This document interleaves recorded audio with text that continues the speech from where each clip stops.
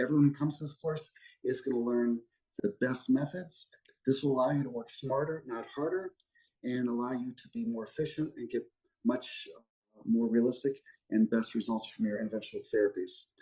We'll be doing all the things you'd expect, like interlaminar, transforaminal, cervical medial branch block, C3 through 6, TON. We're also going to show you some tricks on how to properly get yourself out of trouble for cervical transforaminals, especially in the areas of cervical transforaminal epidural steroid injections, cervical medial branch blocks, and cervical interlaminar epidural steroid injections. In those areas, we've made advances in the last 12 years since the second edition of the guidelines.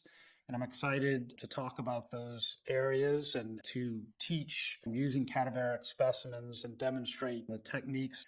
My name is Patrick Waring. I'm from New Orleans, Louisiana. I've been involved with IPSIS, with our society, for the last 25 years.